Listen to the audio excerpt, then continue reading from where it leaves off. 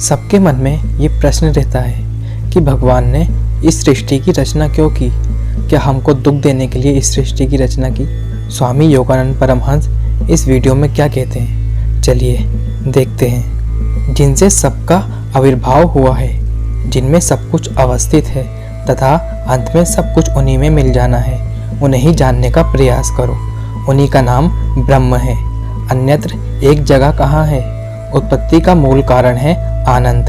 हम सभी आनंद की प्राप्ति के लिए ही जीते हैं। वे परम पुरुष तथा आनंद से ही उद्भूत है और अंत में उन्हीं में विलीन हो जाएगी। ये जो विराट सत्ता है उसी का नाम है ब्रह्म। इन्हें ब्रह्मा क्यों कहा जाता है? ये सबसे बड़े हैं, इसलिए इन्हें ब्रह्मा के नाम से पुकारते हैं। और इनमें एक विशेष गुण है कि अन्य सभी को भी बड़ा बना देते हैं। मनुष्य के मन में सबसे पहला प्रश्न ये उठता है कि पर ब्रह्मा ने इस जगत की रचना क्यों की? ऐसा क्या कारण था? यदि वे इस सृष्टि की रचना नहीं करते तो मनुष्य को इतने दुख व कष्टों का भोग नहीं करना पड़ता। मानव को व्यक्तिगत जीवन में न जाने कितने अपमान एवं संघर्ष से गुजरकर अपना जीवन व्यतीत करना पड़ता है।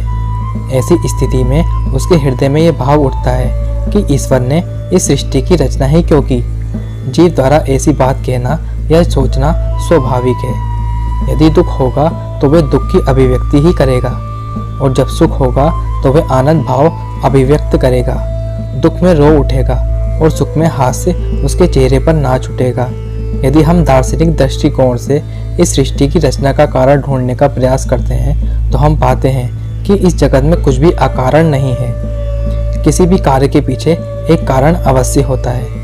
महर्षि कणाद ने इस विषय को बहुत अच्छी तरह स्पष्ट करते हुए कहा है कि कारण भावात् कार्य भाव। महर्षि कणाद ने स्पष्ट किया था कि जहाँ भी अंकुर है उसके पीछे अवश्य ही कोई ना कोई बीज है। इस प्रकार अंकुर को देखकर मैं दावे के साथ कह सकता हूँ कि वहाँ बीज था। इस सृष्टि में कुछ भी अकारण नहीं है। ये सृष्टि परमात्मा ने आनंद की खोज के लिए ही बनाई है, ना कि आपके दुख के लिए।